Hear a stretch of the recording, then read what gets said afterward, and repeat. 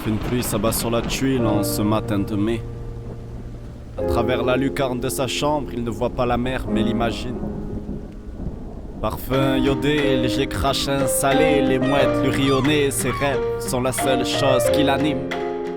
Le vieux singe, là. Un horizon ombragé, seul dans sa cloison grillagée. Paul paraissait si âgé qu'on s'étonnait qu'il tienne debout. Le visage tellement ravagé qu'on supposait qu'il prenait des coups avant qu'on ne comprenne que tout son monde s'était écroulé et qu'il croulait sous le poids du temps qui s'est écoulé et de toutes ses idées noires, reflets de sa propre dérive. À force de nager dans des eaux troubles sans apercevoir la rive, il arrive à un point où sans force il peut juste se laisser couler. Le voilà démuni de munitions et poussé à la démission par toutes ces douces restrictions que lui impose cette maison. Un abattoir aseptisé où la rouille se fait passer pour l'or, d'où ses fluves de jasmin pour cacher l'odeur de la mort. Pas de révolte, de sédition, il est soumis à ses prières. Désormais fait partie de ceux qui se contentent du bien, pas du meilleur. Il se retrouve comme ce musicien qui joue sa vie sans partition, en attendant de partir sans ses rivaux comme ses partisans. Paul a près de 80 ans et après, qui l'épaule, qui l'aide à combattre ce que les années lui imposent. Essoufflé après 4 pas, entre 4 murs quand il y pense, il sait qu'il sortira d'ici seulement entre 4 planches. Plus personne ne le regarde, on ne l'entend presque plus. Un ectoplasme qui frappe ses poings sur son plexus. Il est ce poète sans le verbe, il est ce curé sans foi qui en se sentant déjà mort parvient à garder son sang-froid. On ne vit plus, tu le temps, mais vu sa bouche, comment veux-tu qu'il monte la vie à pleines dents? Mis à genoux, il rêve de nuages blancs et qu'on lui redonne l'insouciance de ses 20 ans. On ne vit plus, tu le temps, mais vu sa bouche, comment veux-tu qu'il monte la vie à pleines dents? Tout ce dédain est insolite lorsqu'il se voit dans la classe. Il comprend bien qu'on n'apprend pas au vieux singe à faire la grimace.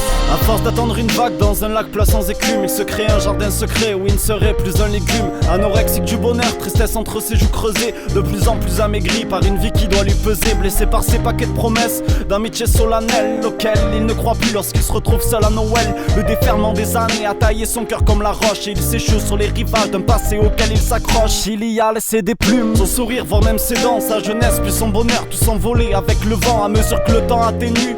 De plus en plus ses rires, qu'il ne lui reste que quelques clés, qui n'ouvrent même plus les bonnes serrures. Il se met à compter les jours, dompté par le temps et autant de plans qui échouent. Au quotidien rien d'haletant, dormir, manger, mater la télé et se reposer. Tous ses efforts, une seule question au bout des lèvres, quand est-ce qu'elle arrive la mort?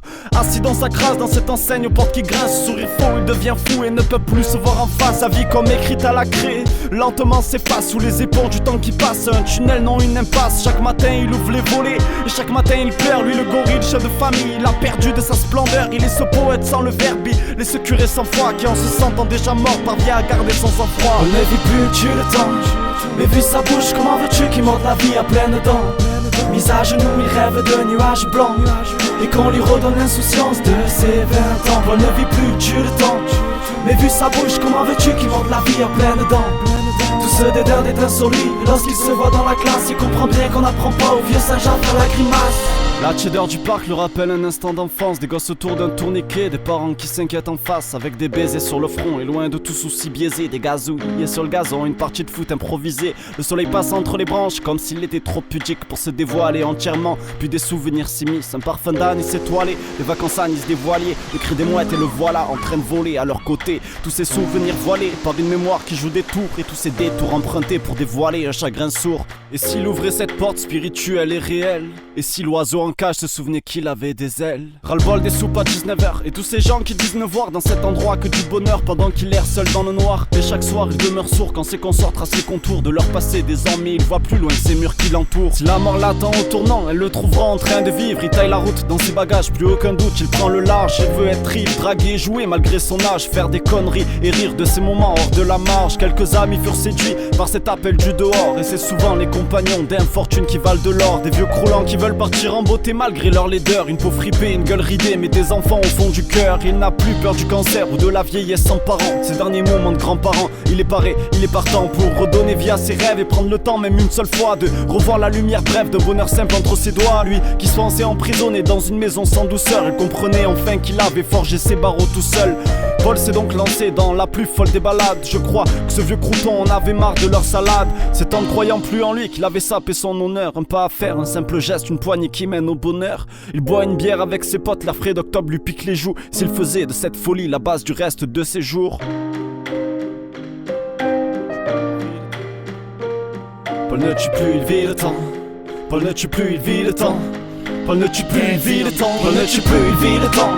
Et quitte à en faire de la soupe, il mord la vie à pleines dents. Dans sa mémoire, il se remémore ses moments d'amour sans remords. Et arrête de se répéter, ça sera peut-être mieux quand je serai mort. Paul ne tue plus, il vit le temps. Et quitte à en faire de la soupe, il mord la vie à pleines dents. Il rit de son visage ridé lorsqu'il se voit dans la glace. Et comprend bien qu'on n'apprend pas au vieux singe à faire des grimaces.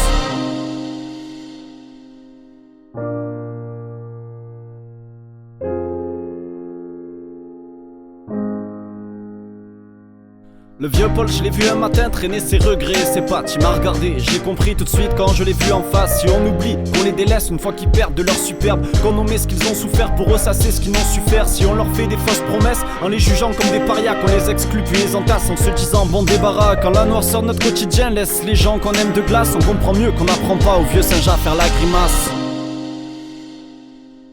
On comprend mieux qu'on n'apprend pas au vieux singe à faire la grimace. On comprend mieux qu'on n'apprend pas au vieux singe à faire la grimace.